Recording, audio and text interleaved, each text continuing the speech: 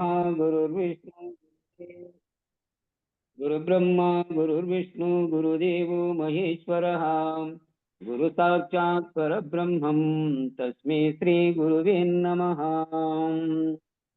गुरुवे सर्वलोकानां विषजे भवरोगिणां निधे सर्वविद्यानां श्रीदक्षिणामूर्तये नमः। श्रीधरस्वामिनं नित्यं बोधकारणमव्ययम् भावातीतम् अहं वन्दे सुखज्ञानैकनिर्मलम् वन्दारुजनमन्दारं वन्दे हन्त निरन्तरम् रामडुगु वंशजं शुद्धं शिवरामाख्यदीक्षितम् बृहद्वादिष्टसिद्धान्तं पूर्णब्रह्मोपदेशिकाम् श्रीवेङ्कटेश्वर योगीन्द्रं सद्गुरुभ्यो नमो नमः। आत्मानात्मातीतमनिशं केवलात्मोपदेशिकं श्रीवेमलरामय्यार्य योगीन्द्रं सद्गुरुभ्यो नमो नमः। चराचरमतीतं च अचलपूर्णोपदेशिकां श्रीपूर्णानन्दपुल्लयार्य सद्गुरुभ्यो नमो नमः। पूर्णबोधसुधानिधिं पूर्वपुण्यफलप्रदम् वेदान्तानंद सद्गुरुं वेंकटरमणार्य गुरुं भजे। पूर्णानंद पुल्लयार्य पुत्ररत्ना महागुरुं विष्णानंद विभुं देवं कृष्णमूर्ति नमो नमः। परब्रह्मानंदवर्षिं परापरसमादर्शं ज्ञानाज्ञानतीतानंद श्री अश्वत्थार्य नमोस्तुते। सर्वकालाकाल प्रत्यक्षं सर्वोत्तम सुशाश्वितं विरहितानंद गुरुं वेंकटदासार्यं भजे। अस्मद्गुरु समारंभं कृष्ण सांदीपमाध्यमं श्री महाविष्णु पर्यन्तं वंदे गुरु परंपरम्। మంత్ర దీక్ష గ్రహించిన శిష్యుని అంతరంగం. గురుమంత్ర సిద్ధులైన నరులచే చేయబడు పనులన్నీయో కర్తృత్వరహితంబుగా జరిగేచే కార్యమని తెలియవలెను. గురుమంత్ర ప్రతాపముచే కర్మయే కార్యమని చెప్పబడును. గురుమంత్ర ప్రతాపముచే కర్మయే కార్యమని చెప్పబడును. తత్వజ్ఞులైన ఎందరో భవరోగ నాశమును కోరివారు అష్టపాశ నష్టము కోరి గురు గీతలు మునిగినారు. వెంకటేష్ గారు 246. సరే గురుగారు. ఉన్నదానిలో లేనిది లేనట్టు అదే అటంటి ఉన్న పరిపూర్ణంబులు అనేసి అటంటి. అదే స్వామి, ఉన్నదానిలో లేనిది లేనట్లు గ్రహించిన వారు సాక్షాత్తు సద్గురువి. రెండు ఉన్నాయి.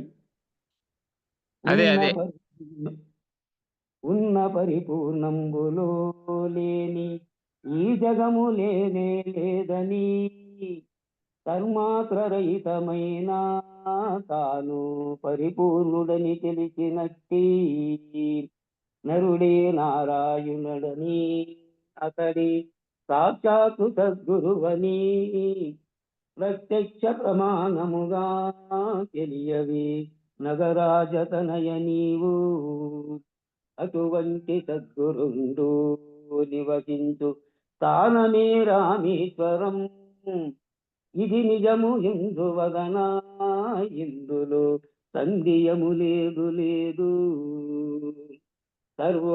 సర్వపరిశుద్ధుడైన సద్గురుడు వసించు స్థలమునందు సకల దేవతా గుణములు అతని ఆధీనమందుండును. సద్గురుని ఆసనం దేవతల నిలయమై అలరుదేవి. సద్గురుని ఆసనం దేవతల నిలయమై అలరుదేవి. పార్వతీ వాచ. అనన్య భక్తి హృదయం ప్రభువర సద్గురు నావసనం వై. అనన్య భక్త హృదయం ప్రభువర సద్గురు వాసనం బని. చెప్పకని చెప్పినారు నా భ్రమను తొలగించి వేసినారు. అనుమానం వైనది స్వయము ఆధారమే కానిది. ఆ నిత్య సత్యమైన గురుతత్వ మపరోక్షమానందమే. ఏది తెలిసిన వెంటనే తెలిసినది తావులేకనే పోవును. అట్టి గురుతత్వమేగా ఆపాద మస్తకము నిండున్నది. అట్టి గురుతత్వమేగా ఆపాద మస్తకము నిండున్నది. జై సద్గురు బ్రహ్మ మహారాజుకు జై. జై గురుదేవ్. జై గురుదేవ్. జై. మ్యూట్ చేసుకోండి.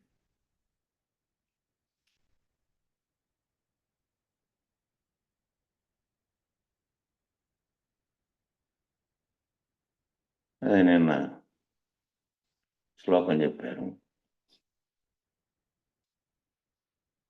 యథోదకం శుద్ధే శుద్ధమాస్తిక్తం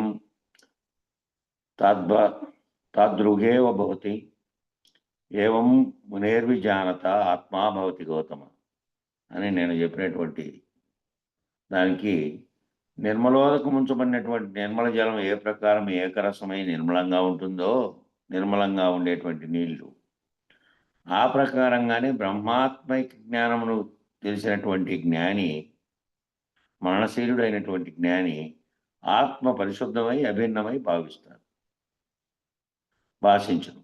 భాషించునంటే ప్రకాశించును.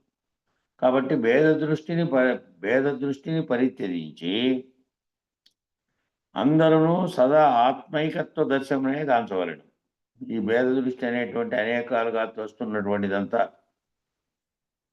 లేకుండా ఆత్మదృష్టితో ఏకమైనటువంటి దృష్టితో చూడవలను. ఇంకా ఇక్కడ వ్యాఖ్య, పరిశుద్ధమైన జలమందు పరిశుద్ధమైన జలాన్ని పోస్తే ఆ జలం పరిశుద్ధంగానే ఉంటుంది. ఆల్రెడీ ఈ జలం పరిశుద్ధమైంది, ఇందులో పరిశుద్ధమైన జలాన్ని పోస్తే అవి ఇవి ఏకమై ఒకే రకంగా ఉంటాయి. రెండు పరిశుద్ధమైన జలములే కాబట్టి. దాంట్లో పరిశుద్ధ జలమును అపరిశుద్ధ జలమునందు పోస్తే అవి కొంచెం ఉండని కాక అపరిశుద్ధ జలం, ఇవన్నీ కూడా అపరిశుద్ధమైపోయాయి. ఇవి కూడా అపరిశుద్ధం అవును. పరిశుద్ధ జలం కూడా పోయి అపరిశుద్ధం అయిపోతుంది. కాసిన్ని అపరిశుద్ధ జలం లేకపోతే, పరిశుద్ధంగా లేని జలం లేకపోతే. అటులనే మరణశీలుడకు జ్ఞాని అయిన వారి ఆత్మ పరమాత్మను పొంది, మరణశీలుడైనటువంటి వాడు, తన స్వస్వరూపాన్ని ఎరిగినటువంటి వాడు, తన బుద్ధి గుహలో ఉన్నటువంటి ఏ చైతన్యం అయితే ఉందో ఆ ఆత్మ ప్రత్యేగాత్మగా ఉంది, పరమాత్మగాను ఉంది. ఆ రెండు ఒక్కటేనండి. ఎవరైతే ఎరిగి జ్ఞాని అయి పరమాత్మను పొందినటువంటి వాడున్నాడో వాడు శుద్ధంగానే ఉంటాడు. స్వచ్ఛమైనటువంటి జలము స్వచ్ఛమైన జలంతో కలిసింది. ప్రత్యేగాత్మ స్థితి ఏదైతే ఉందో అది సాక్షిత్వ స్థితిలో ఉండేటువంటి జీవునిలో సాక్షిత్వ స్థితిలో ఉండేటువంటి ఆత్మభావం, అది శుద్ధంగా ఉంది. పరమాత్మ భావం కూడా అట్టి శుద్ధంగా ఉంది. మలినంగా ఉంటే జీవుడైపోతాడు. కాబట్టి అట్టి దాంట్లో కలిసినటువంటి వాడు ఆ విధంగానే శుద్ధంగానే ఉంటాడు. ఎప్పుడైతే జీవుడుగా మలినమైనటువంటి ఈ కింద జీవునికి ఏర్పడుతున్నటువంటి వాసనలతో కూడినటువంటి తాను అనుభవంగా ఉన్నటువంటి వాటితో తాదాత్మ్యం చెందుతాడో అప్పుడు మలినాంతఃకరణతో కూడతాడు. కాబట్టి స్వచ్ఛాంతఃకరణతో ప్రత్యేగాత్మ స్థితిలో ఉన్నటువంటి వాడు, పరమాత్మ భావాన్ని అర్థం చేసుకొని ఉన్నటువంటి వాడు శుద్ధ జలం కలిస్తే శుద్ధంగానే ఉన్నట్టుగా ఉంటాడు. ఎప్పుడైతే మళ్ళీ ఈ భావనలు కలిగాయో, దిగొచ్చాడో కిందికి, నామరూపాత్మకమైన ప్రపంచంలోకి కానీ ఆ ప్రత్యేగాత్మ సాక్షిత్వ స్థితిలో నుంచి మళ్ళీ ఏ అంశంలోకైనా తాదాత్మ్యం చెందే స్థితిలోకి వచ్చాడంటే మళ్ళీ మలినమైనటువంటి వాడవుతాడు. మలిన అంతఃకరణము, అంతఃకరణం అక్కడ ఉన్నప్పుడేమో సత్యత్వ స్థితిలో ఉన్నప్పుడు క్రియావస్థలో ఉండి ప్రత్యేగాత్మ స్థితిగా సాక్షిగా ఉంది. కిందికి దిగితే జీవుడుగా ఉండి మళ్ళీ మలినాంతఃకరణం అవుతుంది. కాబట్టి ఆ స్వచ్ఛమైన జలంతో కలిసి ఏకముగా ఉండునట్లు జీవాత్మ పరమాత్మ యందు చేరి ఏకముగా నుండును. జీవాత్మ అనేది పరమాత్మలో చేరి ఏకంగా ఉంటుంది. అదే ఆత్మస్థితి. ఆత్మస్వరూప జ్ఞానం అనేది అదే. తన యొక్క ప్రత్యేగాత్మ సమస్త విశ్వం వ్యాపించి ఉన్నటువంటి పరమాత్మకు వేరుగా లేకుండా తానే పరమాత్మ అయి ఉన్నటువంటి స్థితిలో ఉండడమే ఆ ఆత్మకు జీవాత్మ పరమాత్మ ఏకమైనటువంటి స్థితి అది. ఇక దానికి విశేష వ్యాఖ్య చెప్తున్నాను. మానవులందరి లోపల కూడా చైతన్యం వ్యవహరిస్తూ ఉంది. మానవులందరిలో కూడా చైతన్యం లేకుండా వ్యవహరించడం అనేదే ఉండదు. మానవులందరి లోపల కూడా చైతన్యం వ్యవహరిస్తూ ఉంది, వర్తిస్తూ ఉంది. చైతన్యం వర్తిస్తేనే ఏదైనా శరీరంలో భాగాలైనా సరే, చైతన్యం లేకుండా నీ ఆలోచన కూడా లేదు. ఆలోచించేది లేదు, సంకల్పించేది లేదు, వ్యవహరించేది లేదు, ఏది లేదు. అట్లా వర్తిస్తూ ఉన్నది. ఆ చైతన్యం తన మూలమైనటువంటి పరమాత్మ స్థితి యందు అంతరితమైపోవాలి, లయమైపోవాలి. ఆ చైతన్యం ఎక్కడ కలవాలి? దేంట్లో కలిగి లయమయ్యాలి? వ్యావహారిక ప్రపంచంలో నుంచి విడువడినటువంటి దాంట్లో ఉన్నప్పటికీ ఈ ఏదైతే చైతన్యం సర్వవ్యాప్తమై ఉన్నటువంటి పరమాత్మ స్థితిలో ఉన్నటువంటి చైతన్యంతో కలిసి దాంట్లో లయమైపోవాలి. తన మూలమైనటువంటి తను అనేకంగా కావడానికి మూలమైనటువంటి ఏ చైతన్యం అయితే మొదట ఉందో, అదే జగత్తుగా పరిణమించిందో, అదే తనకు కూడా కారణమైందో, ఆ మూలంలో ఉన్నటువంటి ఆ చైతన్యం పరమాత్మ స్థితి యందు అంతరితమైపోవాలి, లయమైపోవాలి, దాంట్లో కలిసిపోవాలి. ఇంకా ఈ చైతన్యం ప్రస్తుతము ఏం చేస్తుంది? ఇంద్రియాదులతో ఇంద్రియ తాదాత్మ్యంతో వ్యవహరించి విషయానుభవాన్ని పొందుతూ ఉంది. మామూలు వ్యవహారికుడిగా ఉన్నప్పుడు ఏం చేస్తున్నాడు? పొద్దున్న లేచినప్పటి నుంచి రాత్రి వరకు ఇంద్రియాలతో పని చేయడమే కదా, ఏదో ఒకటి. బాహ్యేంద్రియాలతో పని చేయకుండా ఊరికే కూర్చుంటే మా అంతరేంద్రియాలు పనిచేస్తూ ఉంటాయి. మళ్ళీ ఈ లోపల ఆలోచన చేస్తున్నావు కదా, ఏదో ఒక ఇంద్రియంతో నీ వ్యవహారం జరుగుతుంది. ఇంద్రియాదులతో చేసే వ్యవహారము ఇంద్రియాలతో కూడినటువంటి తాదాత్మ్యంతో వ్యవహరిస్తూ ఇంద్రియాల యొక్క విషయానుభవాన్ని పొందుతూ ఉంది. విషయానుభవాన్ని అంతా పొందుతూ ఉంది, పొంది తనలోకి ఎక్కించుకుంటూ ఉంది. అది ఎక్కడెక్కడైతే ఆయా అనుభవాలని ప్రియాప్రియాల రూపంలో ఎన్నింటినైతే మనం ప్రియము అప్రియము అనే జాబితాలో చేరుస్తున్నామో, ఎన్నింటినైతే రాగద్వేషాలతో మనం స్వీకరిస్తూ ఉన్నామో, వాటన్నిటికీ కూడా అది మాలిన్య రూపంలో, కర్మఫల రూపంలో సమీకరిస్తూ ఉంది. రోజంతా నిరంతరం చేసేదంతా అదే పని. ఈ పనిలో నుంచి ఇంతకుముందు అంతరింగ యజ్ఞం అని మనకు వారం కిందట వచ్చింది. 2 రోజులు చదివాము అది, అంతరిక యజ్ఞం. ఏ వ్యవహారంలో ఏ పనిలో ఉన్నప్పటికీ అంతరిక యజ్ఞంలో నీ స్వరూపాన్ని గుర్తెరిగి గనక నువ్వు గురువాక్యం చేత నిరంతర మననం చేసుకుంటూ ఉంటే ఇవి రాను రాను తగ్గిపోతూ వస్తాయి. వ్యావహారికమైనటువంటి ఇంద్రియాలతో కూడిన తాదాత్మ్యం తగ్గిపోతూ వస్తుంది. ఇంద్రియాలతో కూడినటువంటి తాదాత్మ్యం తగ్గితే ఈ విషయాలన్నీ ఏవైతే ఉన్నాయో ఇంద్రియాల ద్వారా వచ్చే అనుభవాలన్నీ, ఆ అనుభవాలు అనుభూతిగాను ప్రియము అప్రియము అనే 2 రూపాలుగా మారవు. అవి నిరంతరం దీని మీద ఉంటే ఇదే మారుతుంది, దాని మీద ఉంటే అదే ఉంటుంది. కాబట్టి ఇది నిరంతరము ఉంటుంది. కాబట్టి దీన్ని నుంచి తప్పించుకొని ఇది రాకుండా నిరంతరం ఏం చేయాలంటే, నీ వ్యావహారికమైనటువంటి పనుల్లో ఉన్నప్పుడు కూడా ఆ పనుల్లో ఉన్నప్పుడు ఏం చేయమంటున్నాడంటే, ఈ ప్రియాప్రియములు ఏవైతే ఉన్నాయో, ఒకటి ఇష్టము ఒకటి అయిష్టము, ఇవన్నీ కూడా అనుభవాలతో వచ్చేటివి. కాబట్టి ఈ అనుభవాల దాంట్లో ఎంతసేపు నువ్వు ఎప్పుడైతే ఆ అనుభవాలు దాంట్లో ఉన్నావో, ఆ ప్రియము అప్రియం అనే జాబితాలో చేరుస్తున్నావో, ఎన్ని విషయాలను చేరుస్తున్నావో, ఎన్నింటిని అయితే రాగద్వేషాలతో చూస్తున్నావో మనం స్వీకరిస్తున్నాము. కొన్ని ఇష్టమైనవి చూస్తున్నాం, వాటి పట్ల రాగం ఉంది. నీ సొంతం వాళ్ళు, నీ ఇంట్లో మనుషులు, లేకపోతే వాళ్ళకి సంబంధించినటువంటి పిల్లలు, ఇతరత్రా వస్తువులు ఏవైనా కానీ దాని మీద ఎక్కువ రాగం ఉంది. కొన్నిటి పట్ల ఇష్టమే లేదు. ఆ ఇష్టాయిష్టాలు ఏవైతే వచ్చినాయో రాగద్వేషాలతో కూడినటువంటివి దానిని స్వీకరిస్తున్నామో వాటన్నిటినీ కూడా అది మాలిన్య రూపంలో, కర్మఫల రూపంలో సమీకరిస్తూ ఉంది. వ్యవహారికంలో పగులు చేస్తుండేటువంటి వ్యవహారికంలో ఇంద్రియాలతో వ్యవహరించేటప్పుడు ఇష్టమైనవన్నీ ఒక జాబితా, ఇష్టం లేని ఒక జాబితా అయిపోతున్నాయి. ఈ ఇష్టమైనవన్నీ ఏం చేస్తున్నాయంటే మళ్ళా మాలిన్య రూపంలో, కర్మఫల రూపంలో సమీకరిస్తూ ఉన్నాయి. సుఖము, దుఃఖము అనే రూపంలో పేర్కొంటున్నాయి ఇవన్నీ. కాబట్టి వ్యవహారికంలోని పనులు చేసేటప్పుడు ఇంద్రియాలతో కూడినటువంటి అనుభవాలతోనూ, దానికి సంబంధించిన విషయాలతోనూ నిరంతరము గనక నువ్వు ఉంటే అవి పేరుకుంటూ పోతానే ఉంటాయి, పెరుగుతా పోతానే ఉంటాయి. అది సుఖదుఖాలను తీసుకొచ్చే విధంగా అవి ఎట్లే సమీకరించి మళ్ళా ఆ కర్మ ఫలిత రూపంలో నీకు వస్తూనే ఉంటాయి. కాబట్టి వ్యవహారికంలో నిరంతరము కూరుకుపోవడమే మలినాంతఃకరణంగా మారడం. జీవుడనే భావనలో చేస్తున్నటువంటి పనుల వల్ల దానిల పలను స్పందన చేసి దాంట్లో తాదాత్మ్యం చెందడం. కాబట్టి దాంతో ఏమవుతుంది?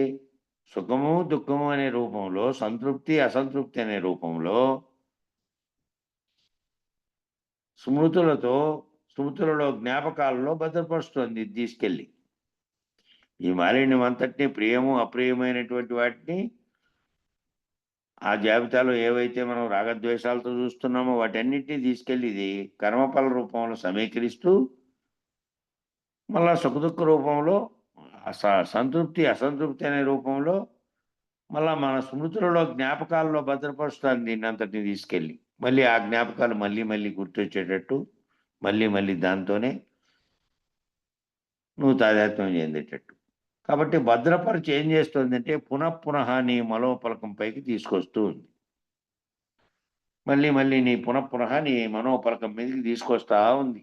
అది ఈ చైతన్యం నిరంతరం చేసే పని అదే. మెలకువలో, జాగ్రత్త అవస్థలో ఉన్నావంటే నిరంతరము నీకు జ్ఞాపకాలను నీ ముందు తెచ్చిపెట్టడమే. జరిగిపోయినవో, జరుగుతున్నవో తెచ్చిపెడుతూ ఉంటుంది. దానివల్ల నీకు మళ్ళీ కొత్తగా సంకల్పాలు కలిగి చేయాల్సినవి, చేయబోయేటివి ఈ ఆలోచనలన్నీ వస్తుంటాయి. ఇవన్నీ చైతన్యం యొక్క పని. అది చైతన్యం ఏం చేస్తుంది అంటే చైతన్యం దాంతో ఏవైతే ప్రియాప్రియములైనటువంటి దాంతో నువ్వు తాదాత్మ్యం చెందుతున్నావో వాటితో కలుగుతున్నటువంటి కర్మ ఫలితాలన్నింటినీ నీ యొక్క మదిలో భద్రపరుస్తుంది. అది భద్రపరిచి పెడుతుంది. ఆ భద్రపరిచి నువ్వు మళ్ళా నిరంతరం జ్ఞాపకం వచ్చేటట్టు చేస్తుంది. అవి సుఖాలకు సంబంధించినవి, దుఃఖాలకు సంబంధించినవి, నువ్వు అనుభవించి ఉన్నవి. కాబట్టి చైతన్యం నిరంతరం ఆ విధంగా చేస్తుంది. కాబట్టి ఇంతకుముందు మనం వారం కిందట చెప్పుకున్నట్టుగా చైతన్యం పనిచేస్తున్నప్పుడు, జాగ్రత్త అవస్థలో నిరంతరం ఏదో పని చేస్తున్నావు కాబట్టి చైతన్యం పనిచేస్తున్నప్పుడు ఈ వీటి వైపుకి అన్నిటికీ తాదాత్మ్యం చెందనీయకుండా ఏ విషయాలతో కూడినటువంటి ఇంద్రియాలతో కూడినటువంటి పనులు ఉన్నాయో దాంతో కొన్ని విషయాలు వచ్చి చేరాయో ఆ వాటితో కూడినటువంటి దాని వైపుకు పోనీయకుండా ఆంతరికంగా శుద్ధాంతఃకరణంతో దానిని మననం చేసుకోమని చెప్పింది అందుకు చెప్పారు. అది ఒక అంతరిక యజ్ఞంలాగా చేస్తుంటే ఈ విషయ ప్రపంచానికి సంబంధించిన చైతన్యం దీంతో కూడేటువంటిదంతా తగ్గుతూ వస్తుంది, శుద్ధాంతఃకరణం వైపుకు పోతుంది అని చెప్పారు. ఈ చైతన్యం శుద్ధ జలం వంటిది. చైతన్యం అనేది శుద్ధ జలం వంటిది.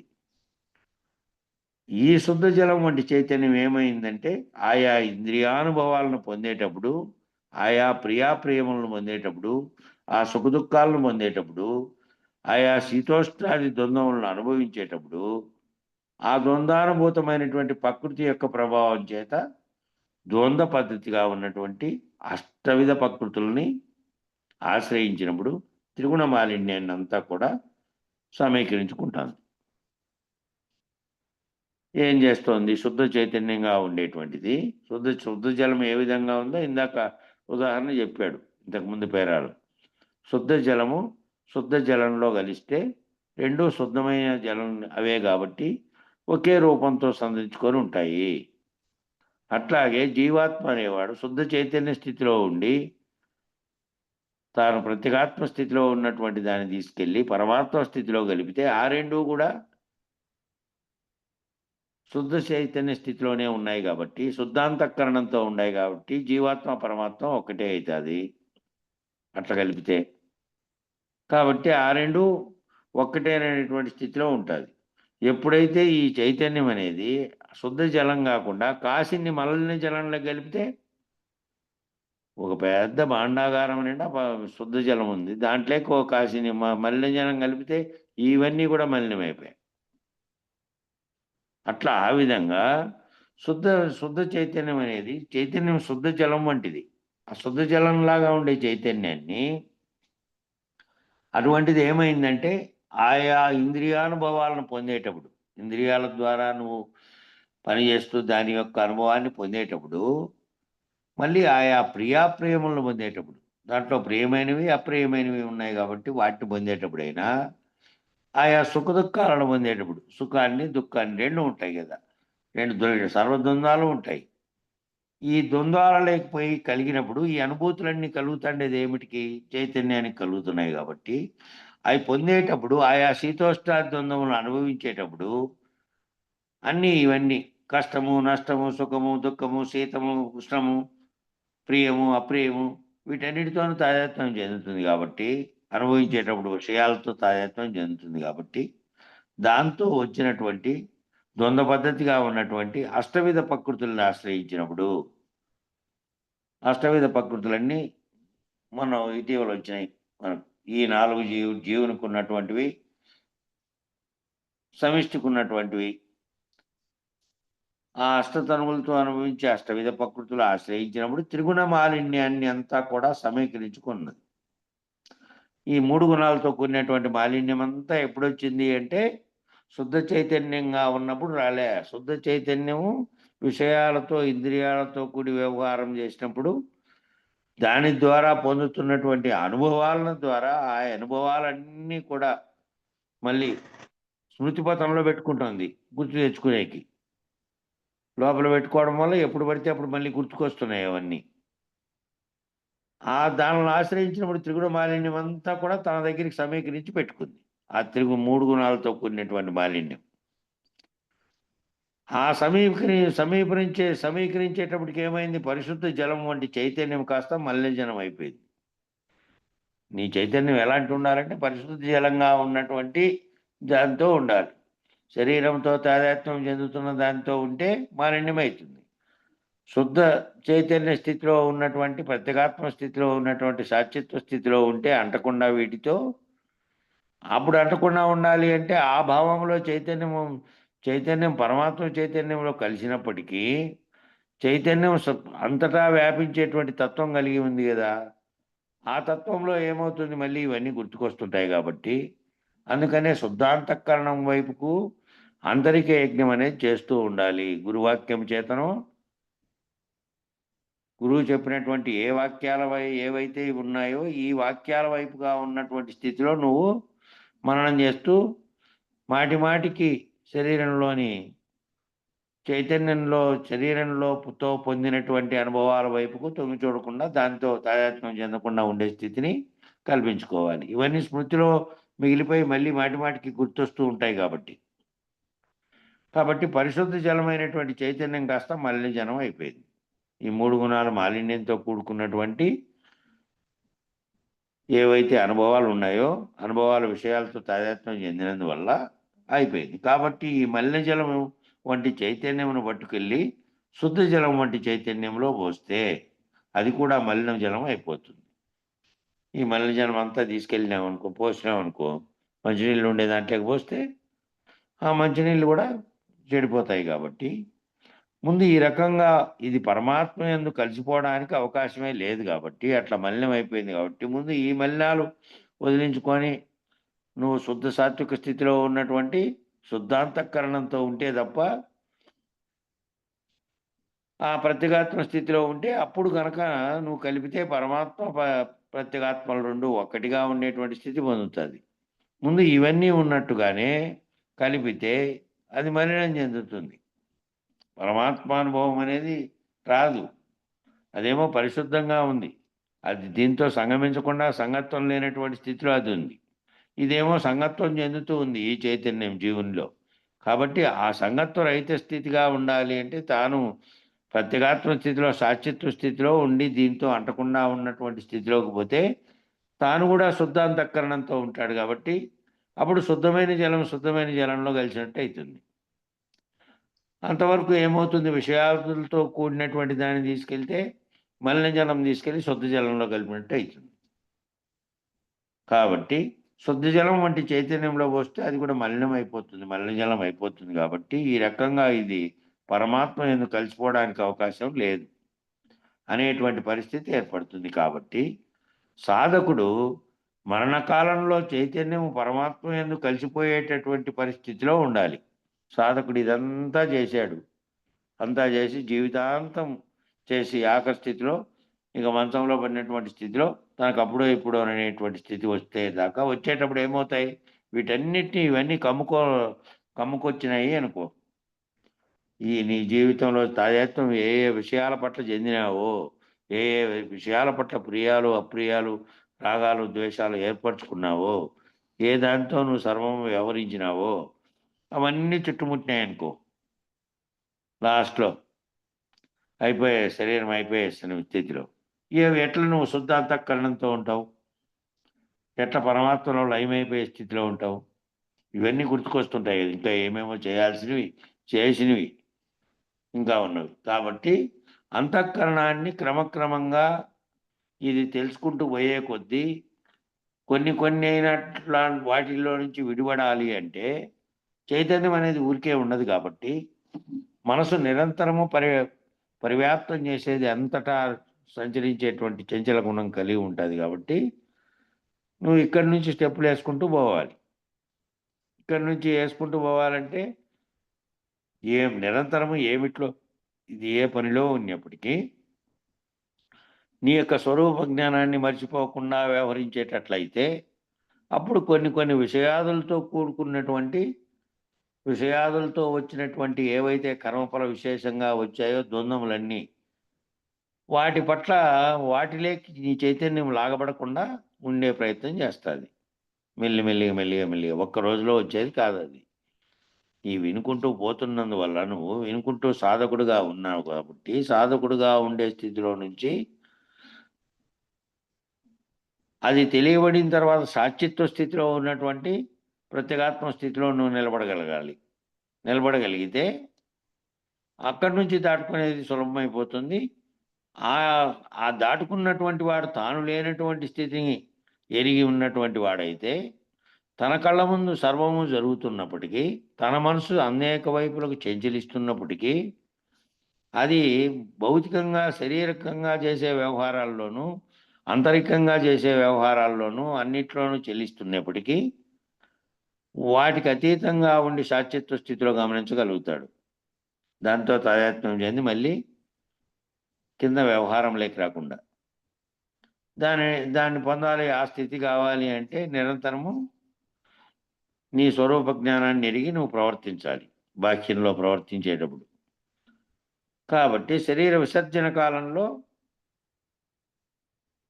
చైతన్యం పరమాత్మ మీద కలిసిపోయే స్థితిలో ఉండాలి. నువ్వు ఆ స్థితిని ఉండాలంటే శరీర విసర్జన కాలంలో వాసాంసి జీర్ణాన్ని యథావిహాయ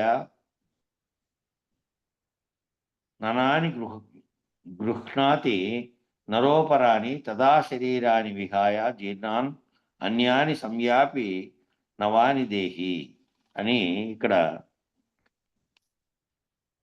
శ్లోకాన్ని చెప్పారు.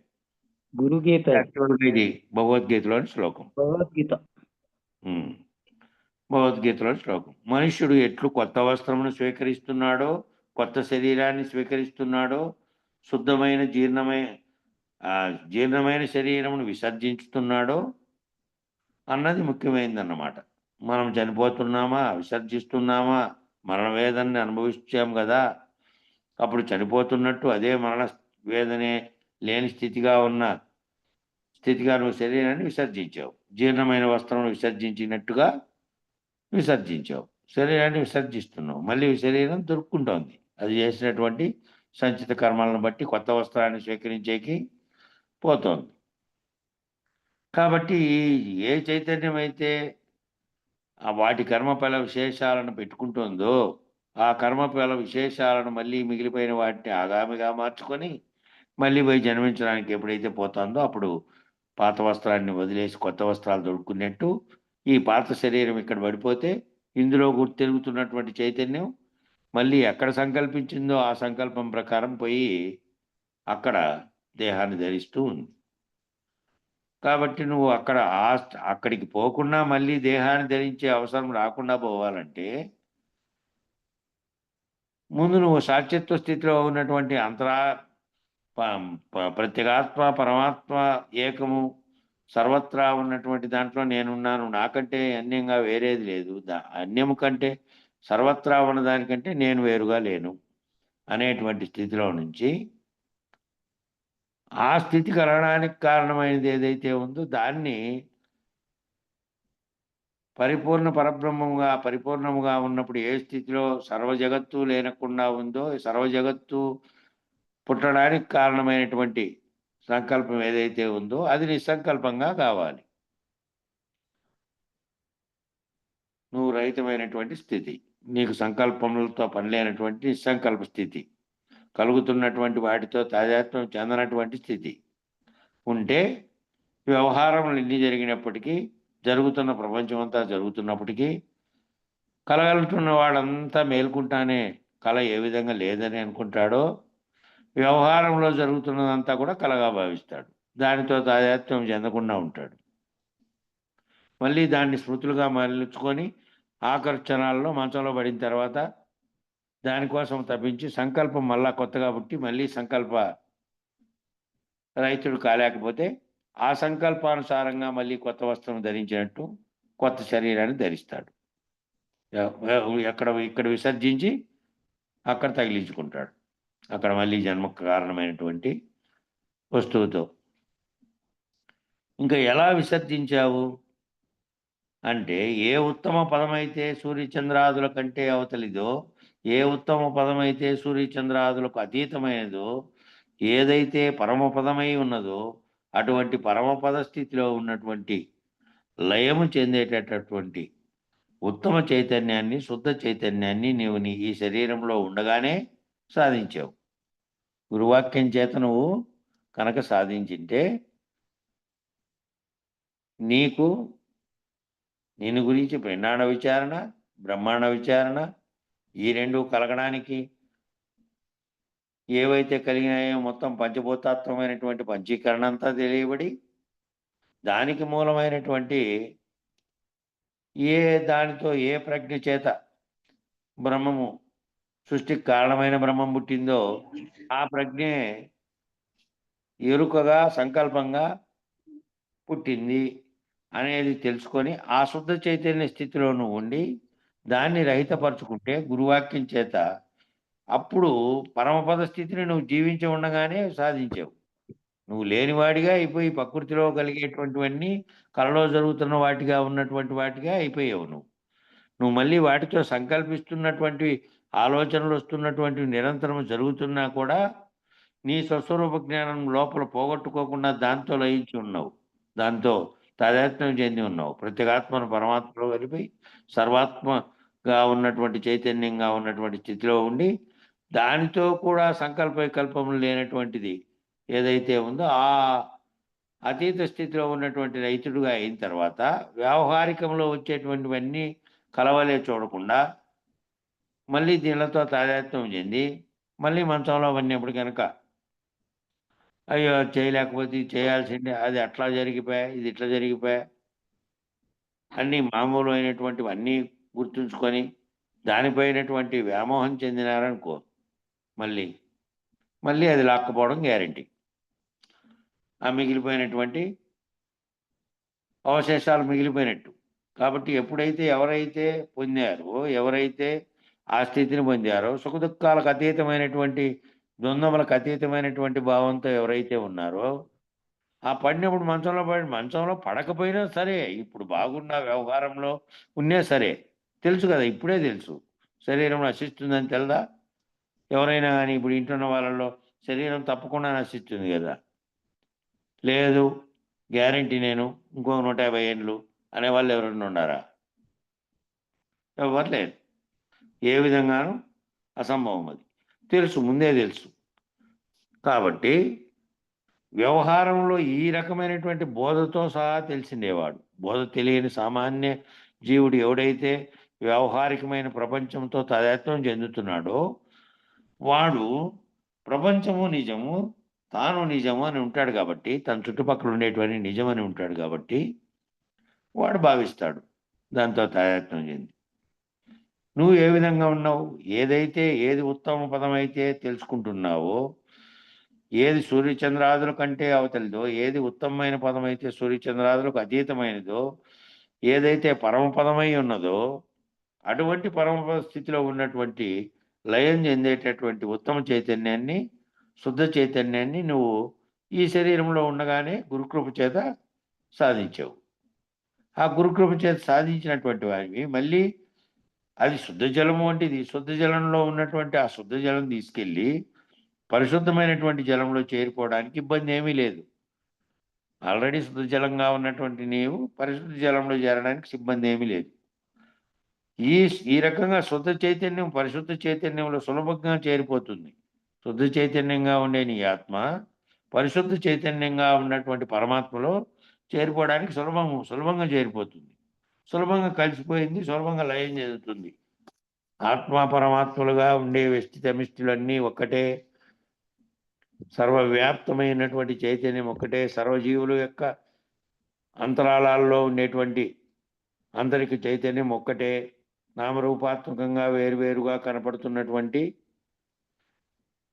జలమంతా ఒక్కచోటికే కలిసి మళ్ళీ ఆవిరి రూపంలో ఒక్కచోటికే ఎక్కడ పోయి వెళ్ళి మళ్ళీ మీకు వర్షిస్తోంది.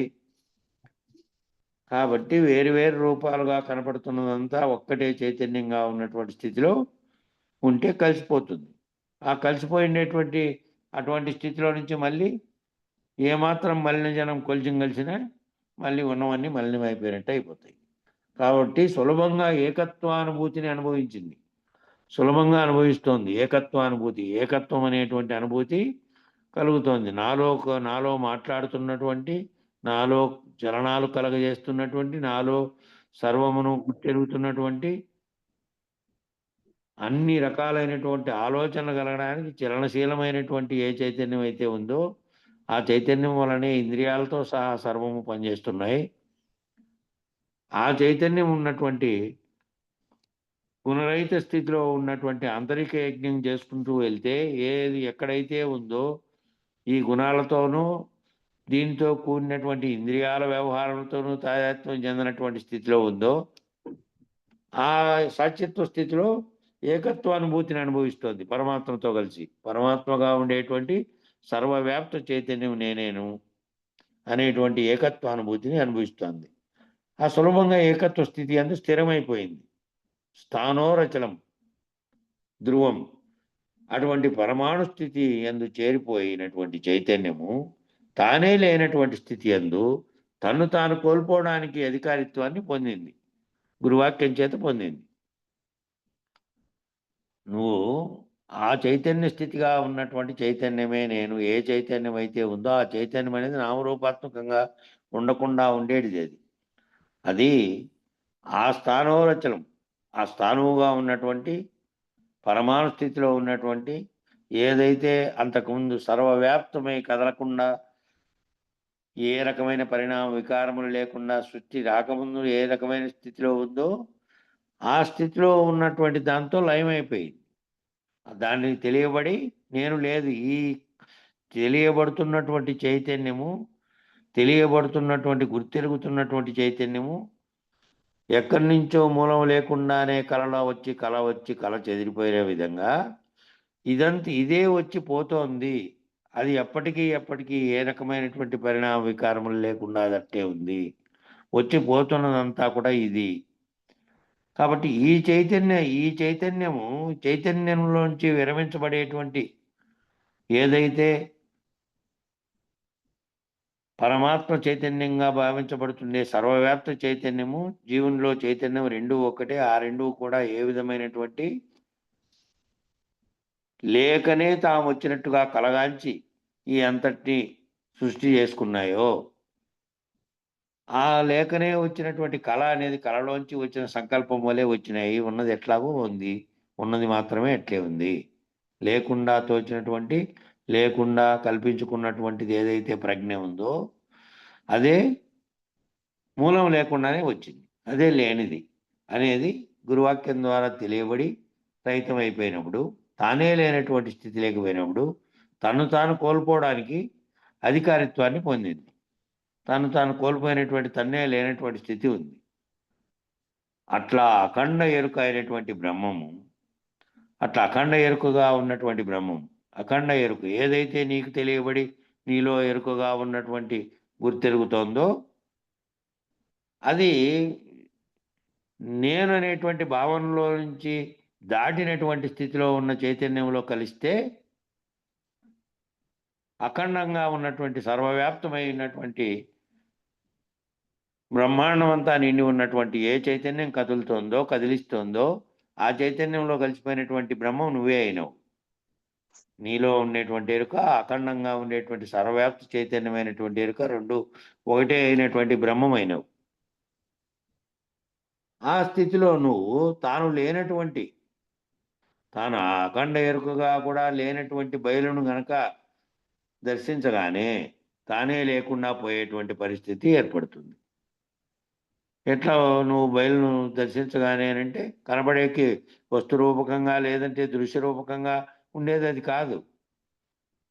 అఖండ ఎరుకగా ఉన్నటువంటి నీవు, అఖండ ఎరుకగా బ్రహ్మంగా ఉన్నటువంటి బ్రహ్మం నీవే అయినటువంటి స్థితిలో నుంచి నువ్వు లేనటువంటి బయలును దర్శించాలి అంటే ఆ గురు సాన్నిధ్యంలో గురుకృప చేత నువ్వు శుద్ధ చైతన్య స్థితికి చేరుకొని ఆ అఖండ ఎరుకగా ఉన్నటువంటిది నేనేననేటువంటి సంకల్పరహిత స్థితిని పొందడానికి అనుకూలంగా ఉండేటువంటి స్థితిలో కనుక నువ్వు ఉంటే నేను దాటించినటువంటి ఆ గురువు బయలును సూచించగానే, ఆ బయలును దర్శించగానే తానే లేకుండా పోయేటువంటి పరిస్థితి ఏర్పడుతుంది. తాను లేకుండా పోయేటువంటి పరిస్థితి అటుకి రావాలి అంటే అఖండ ఎరుకగా ఉన్నటువంటి బ్రహ్మం తానేనటువంటి స్థితిలోకి తాను ఇదంతా సాధకుడుగా చేసినదంతా ప్రయత్నం అంతా కూడా ఎక్కడికి వచ్చావు అంటే నువ్వు ఆత్మ సందర్శనము స్వస్వరూప జ్ఞానంతో సర్వవ్యాప్తమైనటువంటి ఒకే ఆత్మ పరమాత్మలను తెలుసుకునే స్థితిలోకి గనక వచ్చి ఉంటే ఆ స్థితిలో నుంచి నువ్వు ఆ అఖండ ఎరుకగా ఉన్నటువంటి బ్రహ్మం అనేటువంటి స్థితిలో ఆ సృష్టికి కారణమైన బ్రహ్మంలో నుంచి సృష్టి లేనటువంటి పరిపూర్ణ పరబ్రహ్మం ఎట్లా ఉన్నదో దాని గురించి దర్శించే తెలియబడేటువంటి అవకాశం నీకు గురువు గారి ద్వారా గురువు చేత నువ్వు పొందినప్పుడు, నువ్వు లేనే లేకుండా అయిపోయినప్పుడు, అప్పుడు ఆ లేనే లేకుండా అయిపోయినటువంటి పరిస్థితి ఏర్పడుతుంది. ఆ రకమైనటువంటి ఉత్తమోత్తమైనటువంటి స్థానము అచలము ధ్రువము అయినటువంటి బయలుస్థితిని కదా మానవులందరూ సాధించవలసింది. మానవులంతా ఏం సాధించాలి? అట్లాంటివంటి తానే లేకుండా పోయినటువంటి స్థితి ఏదైతే ఉందో ఉత్తమోత్తమైనటువంటి స్థానువు అచలము ధ్రువము అంటే కదలనటువంటిది, స్థిరంగా ఉన్నటువంటిది, ఎటువంటి ఆది అంతములు లేనటువంటిది, ఆ దృఢమైనటువంటి ఆ స్థితిలో కదా నువ్వు బయలు స్థితిని నువ్వు తెలుసుకోవాల్సింది. మానవులంతా సాధించాల్సింది ఆ స్థితిని. కాబట్టి ఎక్కడ ఇంద్రియాలు, ఎక్కడ విషయాలు, ఎక్కడ త్రిగుణ మాలిన్యం, ఎక్కడ రాగద్వేషాలు, ఈ స్థానంలో ఉన్నటువంటి మానవులు ఎక్కడ బయలు, ఎక్కడ అఖండ ఎరుకను విడవడము అనే చెట్టు చివరి స్థానాన్ని లక్షించాలి. చెట్టు చివరి స్థానాన్ని సాధించాలంటే ముందు నువ్వు నీలో ఉన్నటువంటి ఎరుకగా ఉన్నటువంటిదే సర్వవ్యాప్తమైనటువంటి అఖండ ఎరుకగా ఉన్నటువంటిది.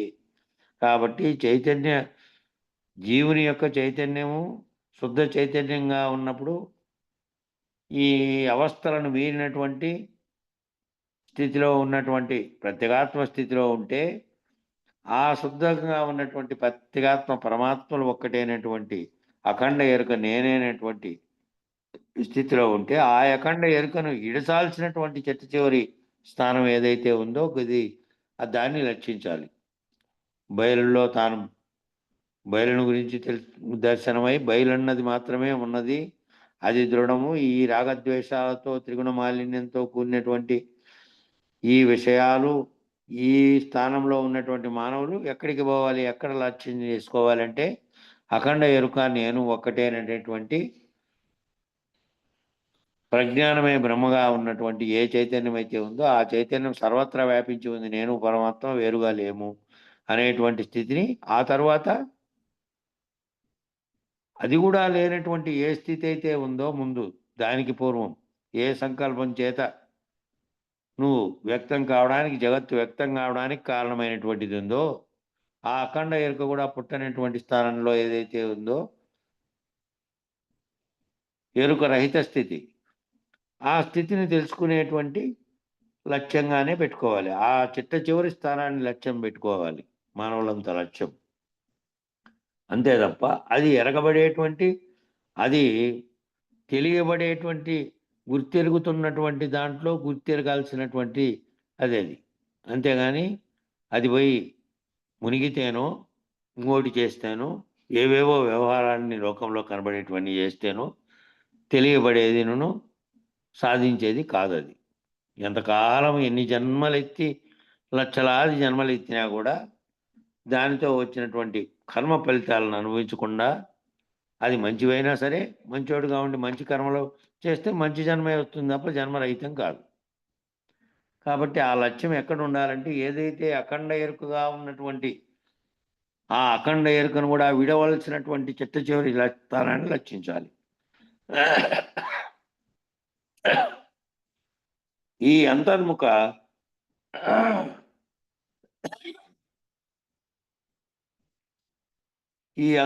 ప్రయాణాన్ని వస్తాను. ఈ అంతర్ముఖ ప్రయాణాన్ని పూర్తి చేయాలంటే అది శుద్ధాంతఃకరణంతోనే సాధ్యం అవుతుంది. కొన్ని నీళ్ళు వెన్నీళ్ళే తాగినా కానీ ఇప్పుడు కూడా. కాబట్టి మనకు సూక్ష్మంగా కొంతమందికి ఇది గుర్తుపడేదానికి ఎట్లా అంటే మన బాహ్యంలోనే బీపీ పేషెంట్ ఏదాన్ని విసర్జించాలా,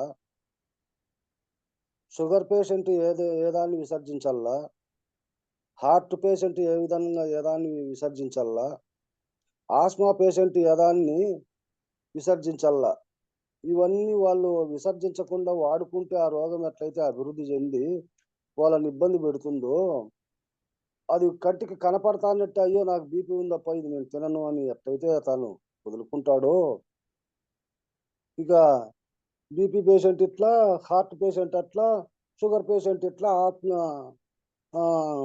ఆ పేషెంట్ అట్లా ఎట్లయితే దీనిలన్నీ వదిలించుకుంటారో ఆ పద్ధతిలో ఈ ఎరుక విషయాల అవలోకన కూడా తీసేసుకుంటా రావాల. ఇది అందరికీ గుర్తుపడుతుంది చూడండి.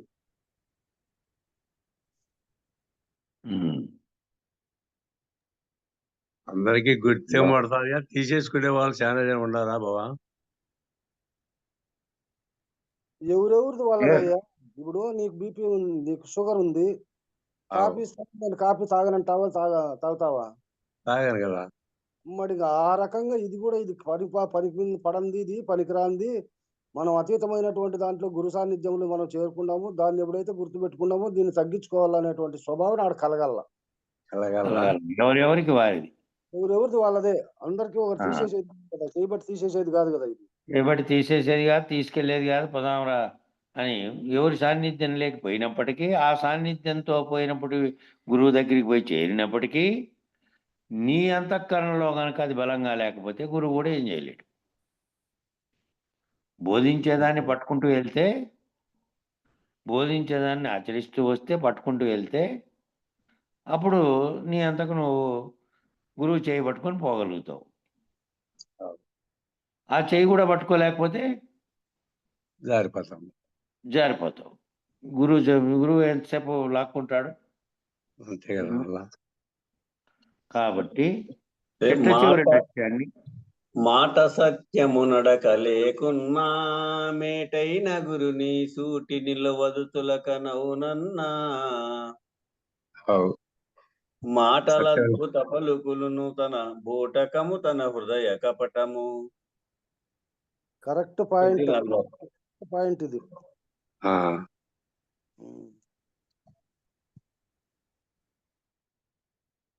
మాట అట్లా సత్యం లేకపోతే నిలబడదు కదా. చిట్ట చివరి స్థానాన్ని లక్ష్యంగా పెట్టుకోవాలి. ఆ లక్ష్యంతోనే అఖండ ఎరుకను విడవడం అనేటువంటి చిట్ట చివరి లక్ష్యాన్ని పెట్టుకొని పయనించాలి. ఈ అంతర్ముఖ ప్రయాణాన్ని పూర్తి చేయాలి. అంతర్ముఖంగా జరుగుతున్నటువంటి ప్రయాణం ఇది. బాహ్యంగా జరిగే శరీరంతో వ్యవహారాలన్నీ జరిగి ఏ ప్రయాణం అయితే జరుగుతుందో ఆ ప్రయాణము ఆపడానికో లేకపోతే ఆ ప్రయాణాన్ని కొనసాగించడానికో అదంతా నీ చేతుల్లో లేదు. బాహ్యంగా జరిగే శరీరం నశిస్తూ అది ఉండాలనే ఉండదు ఎట్టి పరిస్థితుల్లోనూ. దాని సమయం వచ్చినప్పుడు అది. ఈ అంతర్ముఖ ప్రయాణం చేస్తున్నటువంటి ఏదైతే చైతన్యం ఉందో ఆ చైతన్యము నిరంతరము తన స్థితిని తన స్వస్వరూప జ్ఞానంతో అఖండంగా ఉన్నటువంటి సర్వవ్యాప్తమైనటువంటి ప్రపంచమంతా వ్యాప్తి అయి ఉన్నటువంటి బ్రహ్మాండమాన్ని నడిపిస్తున్నటువంటి అఖండ ఎరుక. ఈ ఎరుక ఈ రెండుగా లేవు. అఖండ ఎరుకగా ఉన్నటువంటి దాంట్లో నేనున్నా, నేనే అది, దానికంటే అన్యంగా లేదేదీను. ఆ స్థితిలో ఉంటే అప్పుడు ఆ శుద్ధాంతఃకరణంతో నీవు ఉంటే నువ్వు ఆ శుద్ధాంతఃకరణంతో ఆ స్థితిలో నుంచి ఆ అఖండ ఎరుకను కూడా పోగొట్టుకునేకి గురువుగారిని ఆశ్రయించి గురువుగారి ద్వారా నువ్వు పోగొట్టుకునేటువంటి మార్గం, నేను రహితపరిచేటువంటి మార్గం గురువుగారి దగ్గర ఉంటుంది. కాబట్టి ఆ స్థితికి పొందుతావు. ఆ స్థితి కూడా లేకుండా ఉంటే నువ్వు కనుక ఆ స్థితికి రాలేకపోతే ఎప్పుడు ఎట్లా సాధ్యమో కావడానికి వీలుండదు. ఇది శుద్ధాంతఃకరణతోనే సాధ్యమవుతుంది. అక్కడ నీకు పనిముట్టు ఏంది అంటే శుద్ధాంతఃకరణమే పనిముట్టు, శుద్ధ చైతన్యమే పనిముట్టు. వ్యావహారిక జీవితంలోని జీవుడుగా మళ్ళీ వచ్చేటువంటి వీటితో తాదాత్మ్యం చెందినావంటే మళ్ళీ మలినపుటెరుక అయినట్టే శుద్ధ చైతన్య స్థితిలో నుంచి. నామరామాయణంలో ఇలా ఉందంట: శుద్ధ బ్రహ్మ పరాత్పరం కాలాత్మక పరమేశ్వర రామ. రామశబ్దము హంస శబ్దానికి ప్రాణశబ్దానికి సంకేతం. నామరామాయణం అనే దాంట్లో ఉందంట ఈ మాట. శుద్ధ బ్రహ్మ పరాత్పర రామ్ కాలాత్మక పరమేశ్వర రామ అనేటువంటి పదం. మొదట ఈ రామ అనే శబ్దము, రామశబ్దము హంస శబ్దానికి ప్రాణశబ్దానికి సంకేతంగా ఉందంట. హంస శబ్దము అంటే మనం గాలి పీల్చుకుంటున్నప్పుడు లోపలికి మళ్ళీ వదులుతున్నప్పుడు కలుగుతున్నటువంటిది. ప్రాణశబ్దము అంటే కూడా అదే, గాలిని పీల్చుకోవడం ద్వారా నీ హృదయాలలోనూ అంతరంగంలో శరీరం అంతటా ఏవైతే స్పందన జరుగుతున్నాయో నువ్వు నిద్రించినా కూడా ఆ గుండె కొట్టుకుంటున్నాము ఉంది, లోపల పోతున్నటువంటి వాయువులన్నీ సంచరిస్తున్నదంతా ఉంది. కాబట్టి ఆ ఏదైతే శుద్ధంగా ఉందో అది ఆత్మశబ్దానికి సంకేతంగా ఉంది. శుద్ధాత్మ స్వరూపుడు అవ్వాలి అంటే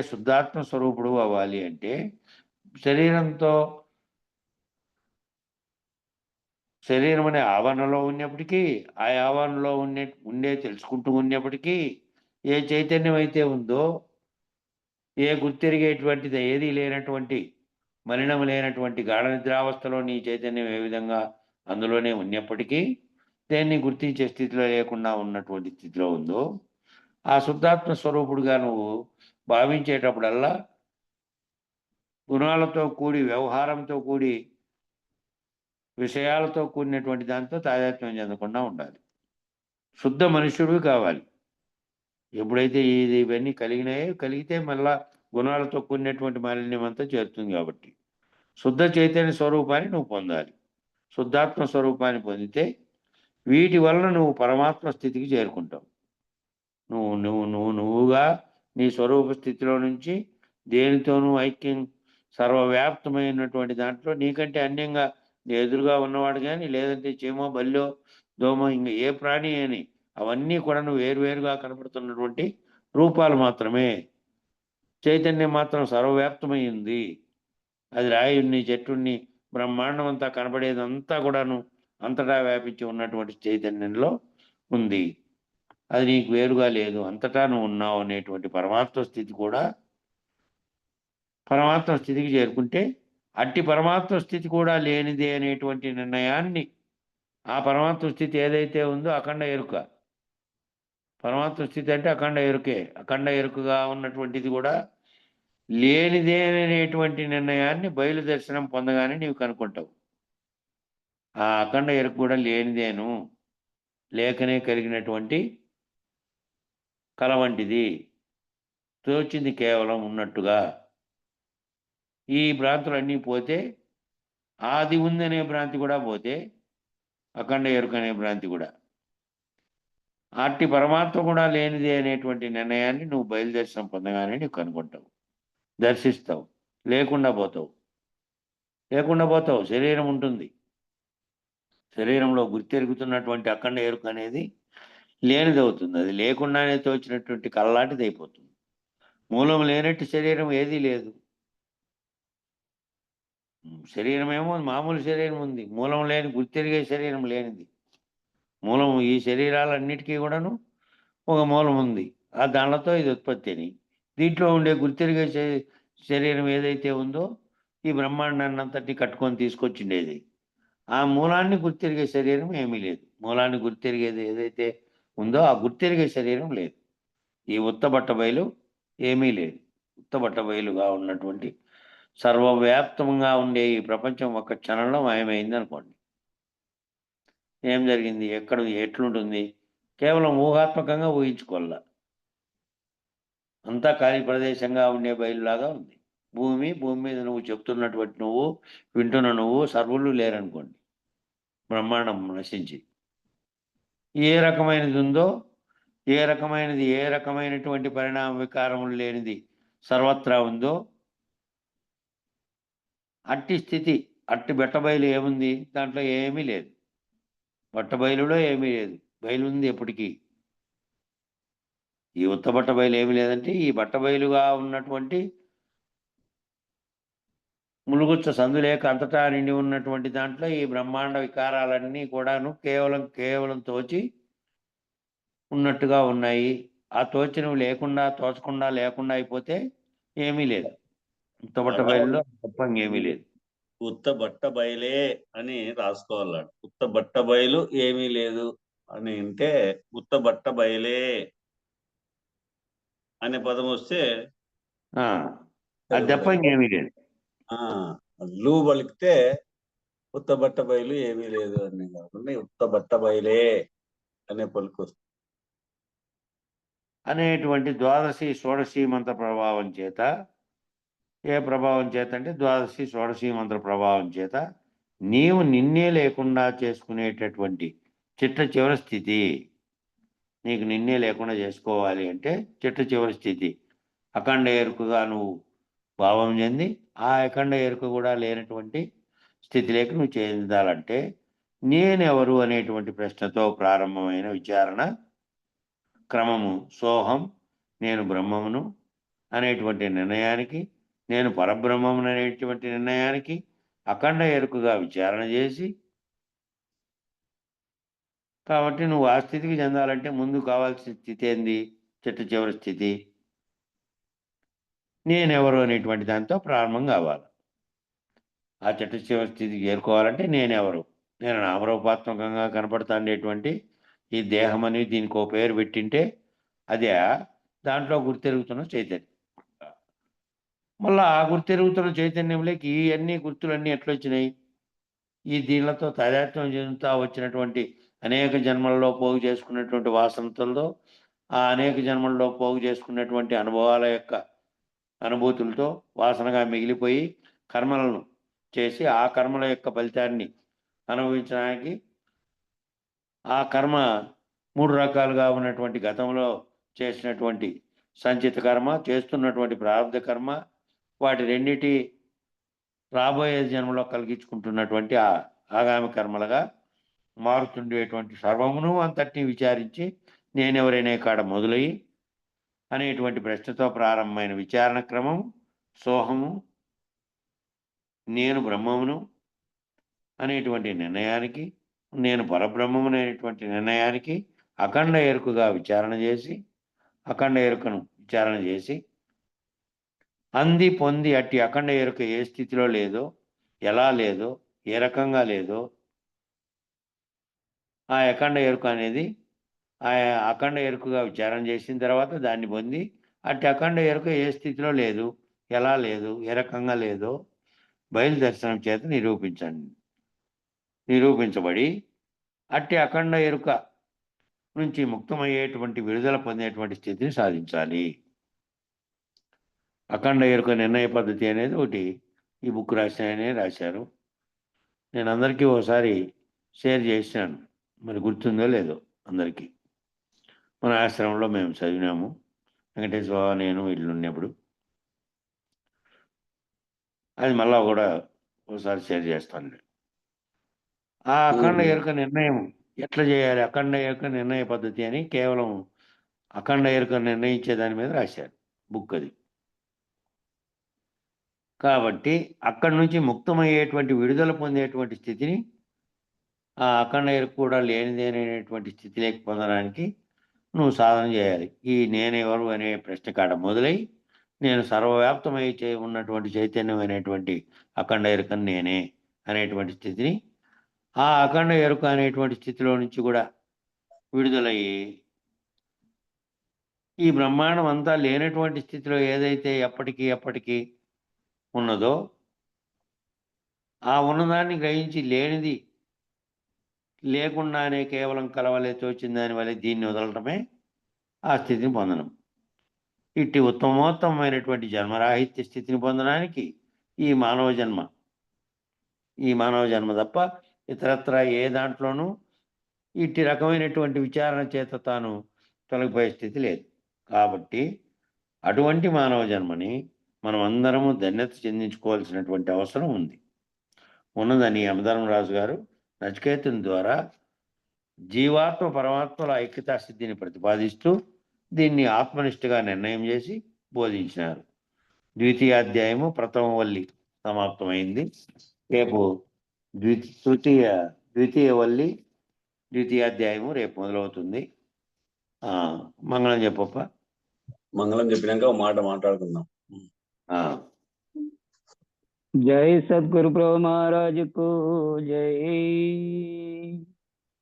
నిర్వికారాయ సకల నిత్యముక్తిదాయకాయ నిర్గుణాయ నిర్మలాయ నిత్యమంగళం సత్యమంగళం. సగుణ నిర్గుణ రహితాయ సంకల్పవర్జితాయ సర్వసాక్షితునకు సత్యమంగళం శుభ నిత్యమంగళం. సత్తు చెత్తు సమసిపోయ శత్రు సంహారణాయ ఒత్తిలేని దీపమును నీకిత్తు మంగళం శుభ సత్యమంగళం. చేష్టలన్నీ ఉడిగిపాయ చేసేదేమి లేకపాయ శేషమ్మ మనసు మీలో చేరే మంగళం శుభ సత్యమంగళం. పరిపూర్ణాయ సకల భవ్య దివ్య రూపాయ పరశురామాయ సీతారామ మంగళం శుభ నిత్యమంగళం. జై సద్గురు ప్రభు మహారాజుకు జై. జై శ్రీ వెంకటాంబ సమేత శ్రీ పూర్ణానంద పుల్లయ్య సద్గురు ప్రభు మహారాజుకు జై. జై శ్రీ లక్ష్మీ సమేత వేదాంతానంద వెంకట రమణ సద్గురు ప్రభు మహారాజుకు జై. జై శ్రీ కల్పమాంబ సమేత శ్రీ విష్ణానంద కృష్ణమూర్తి సద్గురు ప్రభు మహారాజుకు జై. జై శ్రీ అచ్చమాంబ సమేత జ్ఞానాజ్ఞానతీత అశ్వత్థార సద్గురు ప్రభు మహారాజుకు జై. జై శ్రీ లక్ష్మీ సమేత శ్రీ విరహితానంద వెంకటదాసార సద్గురు ప్రభు మహారాజుకు జై. ఇందుగల గురుభక్త మండలికు జై. గురు పరంపరముకు జై. జై సద్గురుదేవ. జై గురు. జై గురు స్వామి. ఒక్క నిమిషం. జై